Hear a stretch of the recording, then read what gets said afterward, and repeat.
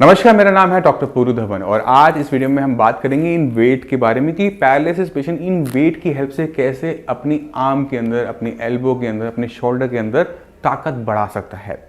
तो पहले जान लेते हैं कि ये वेट किन पेशेंट ने इस्तेमाल करना है। जिन पैरालिसिस पेशेंट की आर्म पूरी उठनी शुरू हो जाए बट उसमें ताकत ना हो, बहुत जोर लगाना पड़ता हो, उन पेशेंट के लिए ये वेट हेल्पफुल हो सकते हैं। तो ये बहुत सिंपल से हैं, बहुत कॉस्टली नहीं है, 200-300 रुपये के आते हैं। ठीक है, आपने क्या करना होता है, इसको अपने हाथ पे इस तरह से टाई अप करना होता है। तो ये जो वेट मैंने ले रखा है ये ½ kg का है। अब ½ kg को आप बहुत हल्का मान सकते हैं, बट जब हम एक्सरसाइज करना शुरू करेंगे तो यही वेट आपको किलो 2 किलो का लगना शुरू होगा। तो हम हमेशा लो से शुरू करेंगे, जैसे जैसे हम कंफर्टेबल होते चले जाएंगे हम वेट को बढ़ा सकते हैं, हम टाइम को बढ़ा सकते हैं। तो आपने करना क्या होता है, आपने टेबल पे बैठना होता है। मैं स्टैंडिंग पोजीशन में बना रहा हूँ तो मान लो कि मेरा ये जो हाथ है वो टेबल की तरह है, तो हम इस तरह से अपनी आर्म की मूवमेंट को स्टार्ट करेंगे। ये बहुत ज़्यादा वेट नहीं है, बट ये कुछ टाइम के बाद मुझे भी महसूस होगा और आपको थोड़ा सा ज़्यादा महसूस होगा। जब तक आपकी इन मसल्स में, बाइसेप्स में दर्द होना शुरू ना हो, आपने रुकना नहीं है। ठीक है ना। अभी दर्द क्या कह रहा है उसको समझने की कोशिश करेंगे। हमारी मसल्स में दर्द तब होता है जब हमारे मसल्स के फाइबर टूटते हैं। जब वो टूट के जुड़ते हैं तो वो पहले से बड़े मोटे होते हैं और इस प्रोसेस को हम कहते हैं हाइपरट्रॉफी, मसल की हाइपरट्रॉफी। इसी वजह से लोग पहलवान जो होते हैं, जिम जब जाते हैं, एक्सरसाइज वो करते हैं तो उनकी मसल्स कितनी बड़ी बड़ी हो जाती हैं। ये जो बड़ी मसल्स होती हैं ये पैरालिसिस पेशेंट के लिए हेल्पफुल होती है, क्योंकि हमारा जो शरीर है वो हड्डियों का ढांचा है। इस हड्डी के ढांचे को चला कौन रहा है, मांसपेशियाँ। अगर आपकी मांसपेशी में दम कम है या कम रेशे चल रहे हैं तो इस तरह से अपने रेशों को बार बार तोड़ तोड़ के, दोबारा से जोड़ जोड़ के हम अपनी मांसपेशियों को मोटा कर लेते हैं, बड़ा कर लेते हैं, जिससे हमारे हाथ को चलने की ताकत बहुत अच्छी मिल जाती है। तो इन वेट का यूज़ करते हुए पहले हम अपनी एल्बो की एक्सरसाइज करेंगे। कब तक करेंगे, जब तक हमारी बाइसेप्स में दर्द होना शुरू नहीं होगा। और इसी तरह से अगर हमारा शोल्डर मूव कर रहा है तो इस तरह से हम कर सकते हैं। कब तक करेंगे, जब तक हमारी ये डेल्टॉइड मसल्स में पेन होना शुरू ना हो जाए। ठीक है ना, क्योंकि ये हाथ को ऊपर ले जाने के लिए ये वाली मांसपेशी छोटी होती है, तब ये ऊपर जाता है। अब ये एक्सरसाइज मेरे लिए जितना आसान है, पैरालिसिस पेशेंट के लिए आसान बिल्कुल भी नहीं होगी। उनके लिए ये वाली मूवमेंट आसान नहीं होती। तो आप क्या कर सकते हो, आपको मैंने पिछली वीडियोस में दिखाया था शोल्डर व्हील की हेल्प, तो आप शोल्डर व्हील को इसकी हेल्प से भी चला सकते हो। ठीक है, अब जिन्होंने शोल्डर व्हील अभी तक नहीं लिया है वो वॉल के सहारा लेते हुए इस सर्कुलर मोशन के अंदर इस वेट को यूज़ करते हुए कर सकते हैं। मगर ये आपने तब शुरू करना होता है जब आपके लिए वो चीज़ करना आसान हो जाए, जो पिछली एक्सरसाइज है वो आसान हो जाए। तो अपने लेवल को अप करने के लिए इन वेट का यूज़ करते हुए हम अपनी आर्म के अंदर ताकत बढ़ा सकते हैं। इसका यूज़ आप अपने पैरों में भी कर सकते हो, जिसके बारे में मैं आपको नेक्स्ट वीडियो में बताऊँगा। अक्सर पैरालिसिस के पेशेंट एक्सरसाइज जो मैं आपको बताता हूँ उसी को ही ट्रीटमेंट मान लेते हैं और वो अक्सर गलत साबित हो जाता है। कारण क्या होता है कि पैरालिसिस जब हुआ था तो आपके ब्रेन में क्लॉट आया था, ब्रेन में नस फटी थी। जब ब्रेन में क्लॉट आया, नस फटी, तो ब्रेन का एक हिस्से ने काम करना कर दिया बंद। अब जब दिमाग का एक हिस्सा काम नहीं कर रहा तो वो जो काम करता था मांसपेशी को चलाने वाला वो भी नहीं कर पा रहा, जिसकी वजह से हमें पैरालिसिस होता है। पैरालिसिस के अंदर एक्सरसाइज ज़रूरी है, बट ब्रेन पे काम करना उतना ही ज़रूरी है जितना हमारी एक्सरसाइज। क्योंकि जब हम एक्सरसाइज कर रहे हैं तो हम ब्रेन को ही सिखा रहे हैं कि इस हाथ को चलाना कैसे है, बट क्या हमारा ब्रेन रेडी है सीखने के लिए? जब तक हम ब्रेन को रेडी नहीं करते तब तक हमें पैरालिसिस में करने वाली एक्सरसाइज का रिजल्ट नहीं मिलता। तो सबसे पहला काम आपने क्या करना होता है पैरालिसिस ट्रीटमेंट के अंदर, कि अपने ब्रेन को रेडी करना होता है कि जो आप एक्सरसाइज कर रहे हो वो सीखे, क्योंकि वही हमें आगे चलने लायक, बोलने लायक, हाथ से काम करने लायक बनाता है। तो मैं चाहता हूँ कि इस वीडियो के बाद आप एक पूरी की पूरी वीडियो देखें जिसके अंदर किस तरह से पैरालिसिस पेशेंट का ट्रीटमेंट किया जाता है, किन किन चीज़ों का ध्यान रखा जाता है, उसके बारे में आपको पूरी जानकारी मिल पाएगी। नमस्कार, मेरा नाम है डॉक्टर पूरू धवन और आज हमारे साथ हैं हुसैन साहब। हुसैन साहब को पैरालिसिस और पार्किंसन दोनों की दिक्कत रही है। ठीक है, और पहले आप बताइए कि पिछले महीने आपको क्या दिक्कत थी, क्या महसूस करते थे? पिछले महीने चलने में लड़खड़ाते थे सर। अच्छा, गिरने का खौफ था, डर था, लेकिन अब और पहले से बेहतर है। ठीक है, अब 1 महीने में शरीर में क्या बदलाव हुआ? काफ़ी अच्छा महसूस कर रहा हूँ पहले से। क्या अच्छा हुआ? जो आपको हाथ काँपता था, अब हाथ काँपता है? कम कम रहा। हाथ करो सामने, पहले ज्यादा कांपता था। हाँ काफ़ी ठीक है, और गिरने का डर आपका खत्म हो जी गया। जी जी। उसके बाद आपका नींद में क्या फर्क आया? नींद बहुत अच्छी आ रही है पहले पहले से। की नींद नहीं आती थी? घबराहट सी होती थी, अब आपको घबराहट होती थी? जी अब जो आती है नहीं। अच्छा, और मांसपेशियों में अकड़न? हाँ हल्की बहुत है। हल्की फुल्की रह जी गई है, इस पे गर्दन में थोड़ी बहुत रह गर्दन गई, में गर्दन जी। हिलाओ पूरी। ठीक है, अब लगता है काम पे जा पाओगे? हाँ बिल्कुल। ठीक है, और स्पीड थोड़ी सी आई? काफ़ी स्पीड आई है सर। एक बार चल के दिखाओ।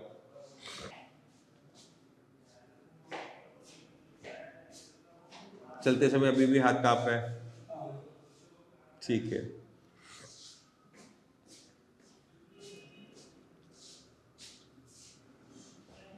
आप इनके साथ रहते हो, आपको इनके अंदर क्या बदलाव नजर आया? जी सही आया थोड़ा बहुत, पहले से यानी कि बहुत सही आया है, अच्छा यानी चवन्नी बराबर सही आ गया है अच्छा, जी। मतलब पहले आप, पहले ऐसे लग रहा था कि चलते चलते लग रहा था ऐसा कि गिर जाएगा। हाँ हाँ, हाथ में कंपन बहुत ज़्यादा था। अच्छा, अभी हाथ का कंपन थोड़ा बहुत कंट्रोल में आ गया। कंट्रोल में आ गया सर। ठीक है, और क्या बदलाव नजर आया?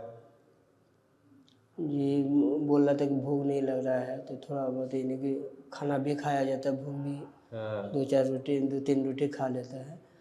घबराहटपन पहले ज़्यादा था, वो खत्म हो गया। परेशानी है। ठीक है, अभी भी थोड़ा सा चलने में तो थोड़ी दिक्कत है, उसको हम अभी सॉल्व करवाएंगे। ठीक है, चाल आज ठीक करेंगे। तो आपने खुद देखा कि पार्किंसन के पेशेंट हो चाहे पैरालिसिस के पेशेंट हो, दोनों में ही बहुत अच्छा आराम आता है अगर हम सही तरीके से काम करते हैं।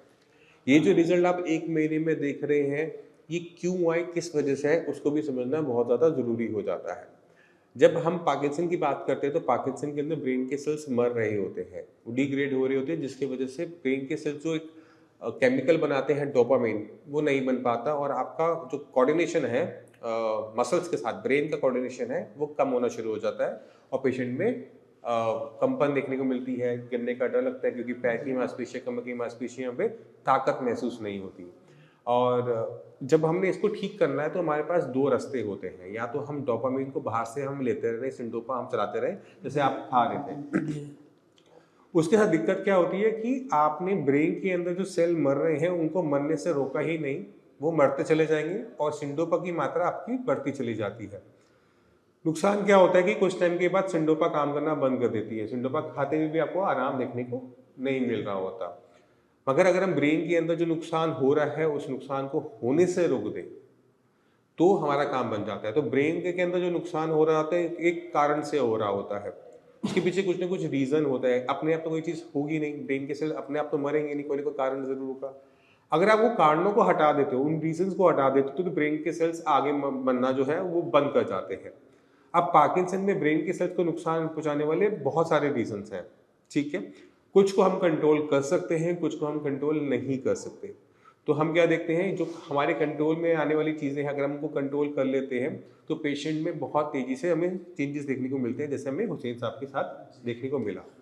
अभी सिर्फ 1 महीना हुआ है, बहुत ड्रास्टिक चेंजेस हैं, बट हम इन चेंजेस को आगे कैरी फॉरवर्ड करने के लिए थोड़ा टाइम जरूर लगता है, क्योंकि 1 महीने का अगर हम टाइम स्पेन देखें बीमारी के हिसाब से देखें तो बहुत छोटा है। 1 महीने से भी कम हुआ है, 20 दिन। 20 दिन हुए अभी सिर्फ। हाँ 1500 हो गया। अच्छा, तो अभी घर जा रहे हो क्या? जी घर तभी दवाई लेने आए हो? जी इसीलिए ठीक आ है, गए। चलो अब हम थोड़ा सा आपको ट्रेनिंग करते हैं, क्योंकि आप जो गिरने का आपको डर लगता है वो एक कारण से लगता है कि आप आगे की तरफ झुक के चलते हो। अगर आप आगे की तरफ झुक के चलोगे ना तो हमेशा आपको गिरने का डर बना रहेगा। तो एक बार आप खड़े हो जाओ, नीचे रखो, ढीले छोड़ो, हाँ चलो, शरीर का देखो, आप आगे के हल्की तरफ झुकते हो, ये झुकना नहीं है, ये सीधे रहना है पीछे की तरफ। ठीक है, आराम से चलना, पैर निकालना, पहले एड़ी फिर पंजा, फिर एड़ी फिर पंजा। ठीक है, आराम से चलना है, एक एक कदम, कोई जल्दबाजी नहीं है। चलो, जैसे मैं पैर को वैसे चलना, हाँ चलो चलो, हाँ हाँ चलो। ठीक है, हाथ को थोड़ा ढीला छोड़ो कि हिले, हाँ हिल रहा है। नहीं ऐसे नहीं हिले, ऐसे हिले। अच्छा। तो मैं चलता तो मेरे हाथ हिल के हिलते रहते हैं ना, ठीक। तो इसको ढीला छोड़ के चलना है, क्योंकि ये हमें वजन संभालने में मदद करते हैं। तो हाथ को बिल्कुल ढीला छोड़ दो, नरम छोड़ दो, हाँ हिलने दो उनको अपने हिसाब से। ठीक है, अब फिर दोबारा से चलो।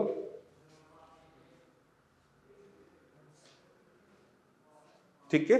बॉडी को आप थोड़ा सा स्टिफ कर रहे हो क्योंकि मांसपेशियां अभी थोड़ी सी अकड़ी हुई है, थोड़ी सी अकड़न खत्म होगी, आपकी चाल ठीक हो जाएगी। ठीक है, तो आपने खुद देखा कि छोटी छोटी चीजें होती हैं, हमने ध्यान देना होता है कि हम पैर किस तरह से रख रहे हैं। अगर हम पैर को इस तरह से रखेंगे तो चाल अलग अलग है, अगर हम इस तरह से रखेंगे तो चाल हमारी बदल जाती है। तो अक्सर पेशेंट को दर्द कब लगता है, जब वो आगे की तरफ झुक के चल रहा होता है, जी जी जी। ये चाल बन जाती है। तो हमने झुक के नहीं चलना होता, हमने सीधा चलना होता है। जब हम सीधा चलेंगे, पैर को जैसे एक एंगल पे रखना होता है, एड़ी पहले पंजा बाद में। जब हम इस तरह से चलते हैं तो पेशेंट को गिरने का डर खत्म हो जाता है। दोबारा चल के दिखाओ, बताओ डर है, बचा कुचा नहीं है, खत्म। ठीक है, तो आपको अपने पोस्चर पे भी ध्यान रखना है क्योंकि बीमारी हमारे चलने का और चीजों को बदल देती है। तो आपको पहले वाले फॉर्म में जाने के लिए आपको उसको समझना पड़ता है कि हमने पहले कैसे थे। तो आप ठीक थे तो ऐसे चलते थे जैसे आज चल रहे हो, अभी चल रहे हो। जब आप बीमार हुए तो आपने पूरा पंजा रखना शुरू कर दिया, ये चाल बना ली। जब हमने चाल ये बना ली, तुम्हारी चाल ये शरीर मुझे आगे की तरफ झुकाना पड़ा, डरने का खौफ। फिर गिरने का खौफ आने लग गया। ठीक है, तो एड़ी पंजा करके चलोगे कभी दिक्कत नहीं आएगी।